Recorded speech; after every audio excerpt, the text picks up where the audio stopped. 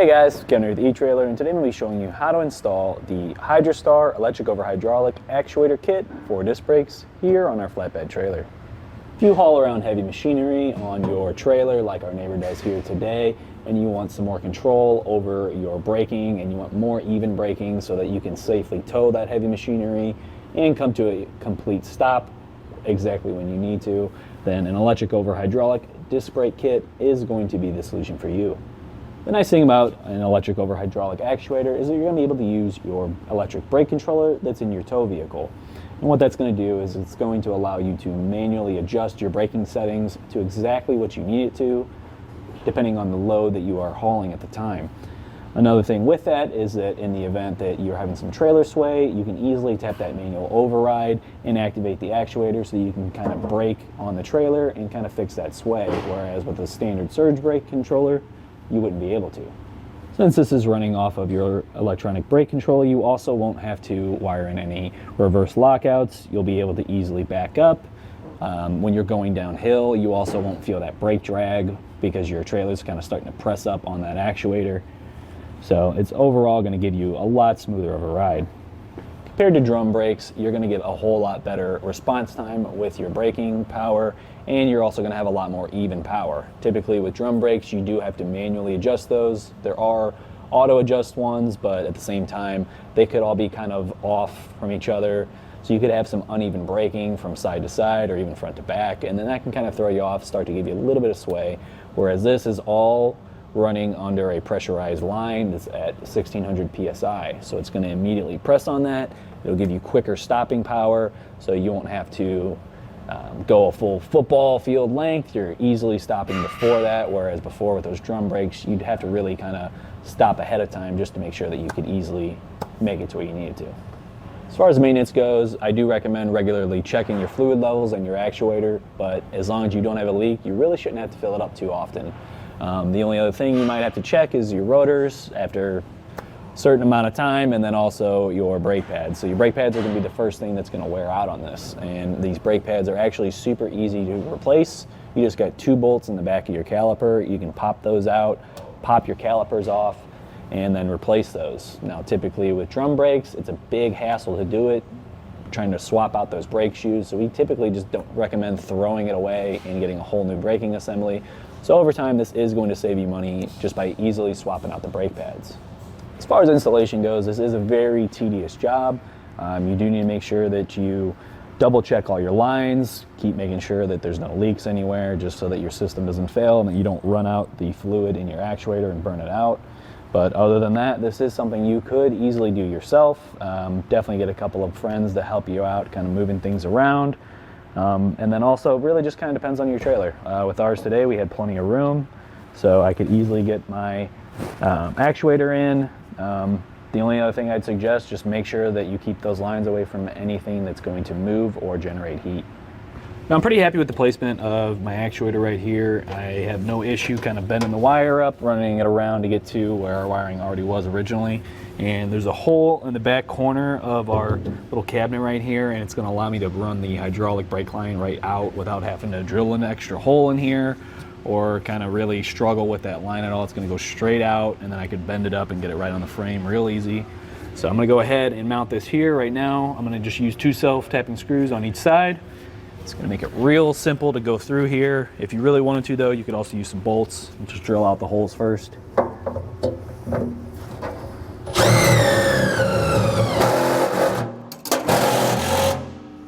We're going to need to get to our wiring for our 7-pole. We're going to also need to be able to get to the wiring for our breakaway switch, and then also for our breakaway battery. Now we have a little bit of wiring right in here, but a lot of it's all hidden in the frame, and actually the only access we can really get to the rest of the wiring is from under our trailer. I've already gone ahead and kind of pulled some of the wiring out so we can get to it a little bit easier, but I just wanted to give you kind of an overview. So we're going to have our battery sitting right in here along with our actuator, and we're going to try and run all of these wires in through this little hole right here. Here's the old wires for our old breakaway battery. We're going to be swapping that out with a new one. It's the Takancha breakaway battery. Real easy to test what your levels are at. Once we get this hooked up, you can kind of see it a little bit better, but have it. So it looks like it does need a recharge, but I mean, this is right out of the box. So Go ahead and set that aside, and we'll get under our trailer. We can get a little bit better access, and we can try and find exactly which wire on our 7-pole is going to be our brake controller wire, because that's the first thing we're going to need to find. So down here we have our wiring. I've pulled this up. This looks like it's going to be our 7-pole just because the amount of wires we have and the coloring. Over here we can see we have a blue and an orange wire, and that's going to be our breakaway switch. So we're going to go ahead and I'm just going to test this wire. I have a test box hooked up to our 7-pole right now, but you could easily just hook up to your truck and press on the manual override or just press the brakes. Yeah, so we're getting a signal right now, so we know that this blue wire is getting an output from my test box. So I'll splice in the wire from my actuator right in here, and I'll have a yellow wire from our actuator that I'm going to put on this orange wire here, and for the blue wire I'm going to run that over to our breakaway battery. So we'll start off, I'm just going to do my brake control wire first. I got it right here. So this is from our 7-way. I'm going to go ahead and I'm going to just snip that, and we're going to strip back the casing on that just a bit. We're going to splice in our wire for our actuator. So we get both sides kind of cleaned up. And then on one side, I'm going to splice some additional wire in. So we'll just twist those up. Hook on our butt connector. We can crimp those down, and then we'll hook in the other side and crimp that down as well. And then we'll use our heat gun and just shrink that up. Help protect our wire.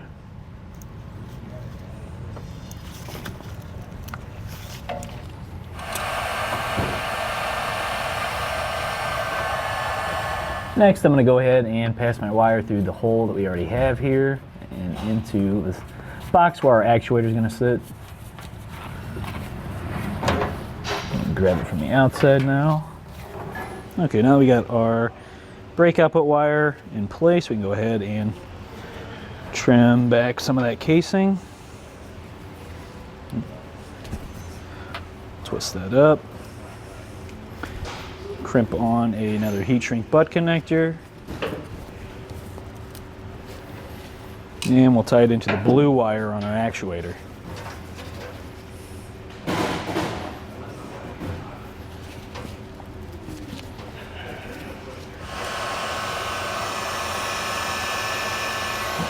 Right here, this red wire is running down to our 12-volt auxiliary power. So I'm going to tie both our battery in and our actuator just to this wire.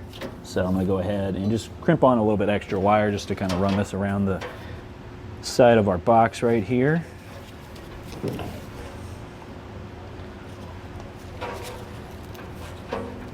All right, now I'm going to go ahead and just mount in my breakaway battery, so when I tie in my 12-volt power from my actuator, I can just tie it right in with our breakaway at the same time.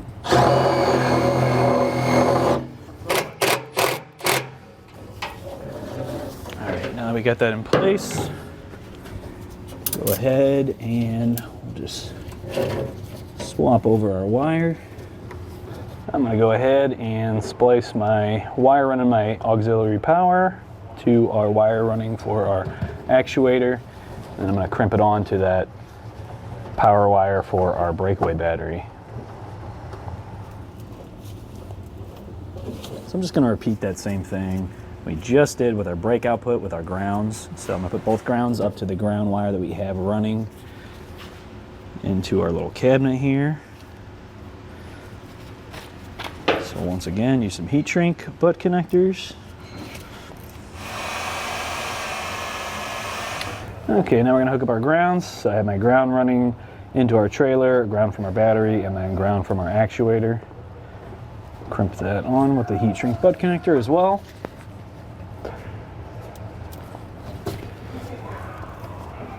So we have two wires left to hook up, our blue wire from our breakaway battery and then our blue wire, or our yellow wire from our actuator. Now both of these are going to need to go to the breakaway switch. Breakaway switch is going to be two wires. There's an orange with a black stripe and a blue with a black stripe that's already kind of ran in here. We have a blue wire left over that was running to the breakaway switch from our last breakaway battery, and that's tied into our orange and black wire. So what we're going to do is put our breakaway switch or breakaway battery to that breakaway switch wire, and then I'm going to run another wire for our yellow up to the blue wire that goes to our breakaway switch. Okay, so this blue wire right here is the other side of our breakaway switch, so we can go ahead and just splice it in wherever. We'll go ahead, snip it right back here, and we can go ahead and trim back our casing.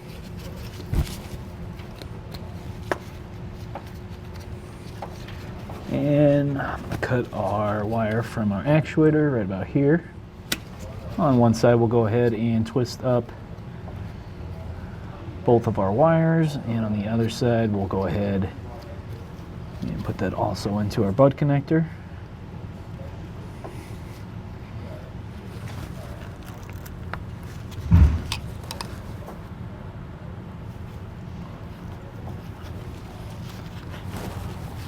And then we can just use our heat gun to close up that bud connector.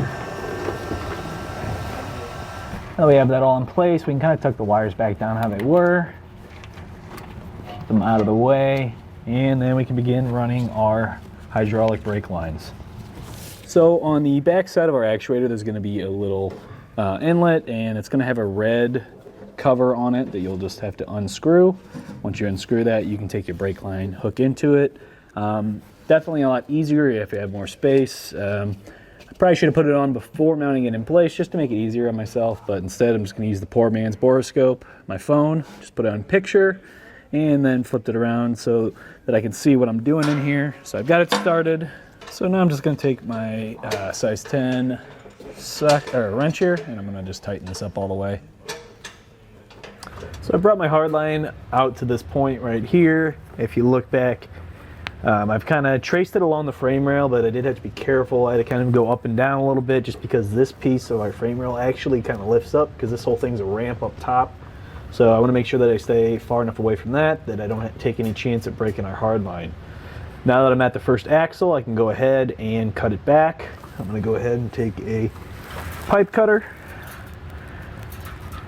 and we'll just cut it where we need it to. I'm going to give just a little bit extra just to be safe. If I need to, I can always cut more off. Just keep tightening that down. There we go. Now that we've got that cut nice and clean, pull that back over here. All right, now we're going to go ahead and put our fitting back onto our brake line, and then we're going to use a tool to kind of press that open and flare it out so that when we put on our little fitting here, it's not going to be able to disconnect it all. So we're going to go ahead and double flare our end of our brake line here. So we'll go ahead, I've already got it all set up. Start tightening this down.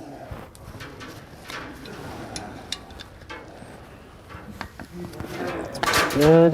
Back that off. And we can pop our little flare out and just kind of round this out a bit more.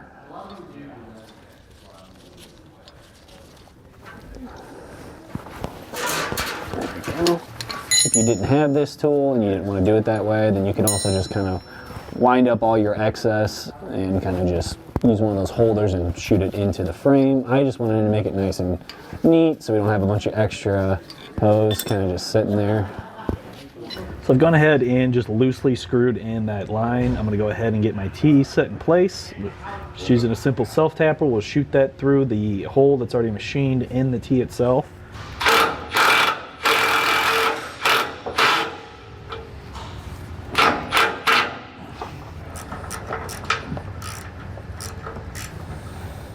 All right, now that I got my T in place, I'm gonna go ahead and finish tightening up our line here.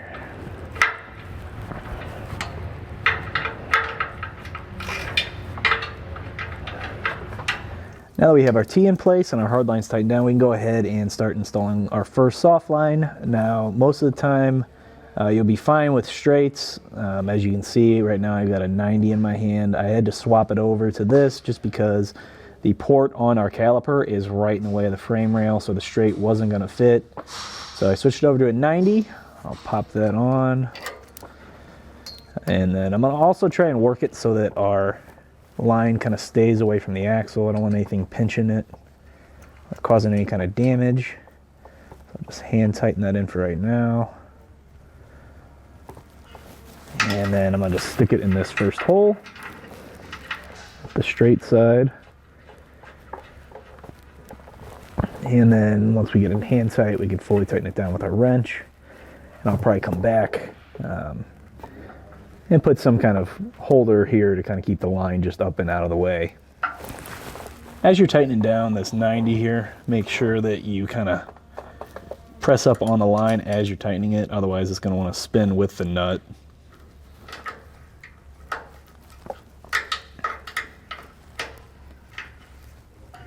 So from our 4-way T, we are going to have a line running across, and it's going to go back to our back axle, and I have it hooked up to our rubber hose with a union right here. And then I've also kind of clamped that down. Your kit's going to come with a bunch of these retention clips that you can shoot in with the self-tapping screws that are also provided. So basically anywhere I could kind of get that pinched down to a frame or something that's not going to move to keep it away from anything that is moving. So like with our cargo trailer, this whole piece of this frame right here is going to lift up because this is a ramp. So I tried to keep everything nice and spaced away from it. Also from our 4-way, we have this line running up, and this runs all the way over to the front axle. On the other side, we have our 3-way T right here. I've got my rubber hose line running up to my caliper on that front axle, and then a line running back over to our rear axle. Now on this side, I went ahead and I wound it up just to show you what you can do if you didn't want to sit there and double press those lines to cut it down and make it shorter. So typically with like a fifth wheel or something else where you had a lot of room and you could easily hide this, I would definitely recommend just kind of winding it up. That way you can always, you know, pull it back off. If you ever had a line break and you needed to cut some and then re-stretch it back and put it in again, you could easily do that because you have all this excess. And with brake line, it is a whole lot more forgiving than your copper lines. You can make these coils pretty tight, but you don't want to go too tight, and you need to be careful as you're doing it so that you don't kink them. Also, I've put a couple of zip ties on this one right here just to kind of keep these from rubbing against each other. And then also I have it so that if it comes down and touches this frame here for any reason, it's going to hit those zip ties first and rub the zip ties. So that zip tie will break way before the line's going to touch that and end up damaging it. So now it's time to bleed our brakes. I've gone ahead and took off our cap. We're going to leave that off for this whole process. We'll dump in some brake fluid. I'm going to fill that up. You want to be careful because it'll seem like it's not full, and then all of a sudden like that, it will be overflowing.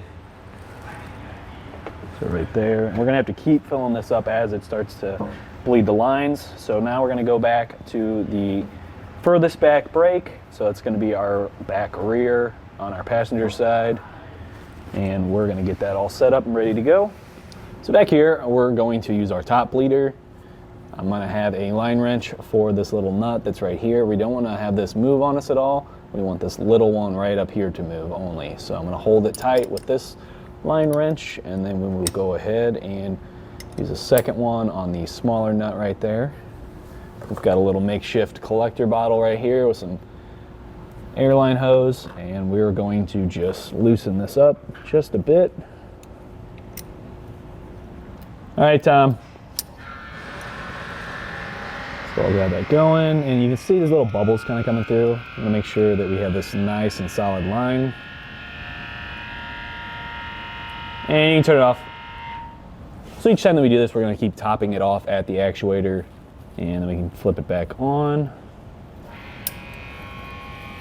We just want to do it a few times till we get a nice solid stream, which we look like we're good. Now that we have this side good, we're going to go ahead and switch to our next rearmost one. We're just going to keep working our way to that first brake where the line comes through. Now that we've bled each line, we can go ahead and just recheck every single connection, make sure that there's no leaks anywhere in our lines, and then also just double check that actuator, make sure that where that line hooks up to it on the back, that there's no leaks there either. Last thing to do is just throw your wheels back on and then torque them back down to spec. Typically you'll see exactly what your torque setting will be right on the frame. Well, I think that about does it for today's installation of the Hydrastar electric over hydraulic actuator kit for disc brakes here on our flatbed trailer. My name's Kevin. Thanks for watching.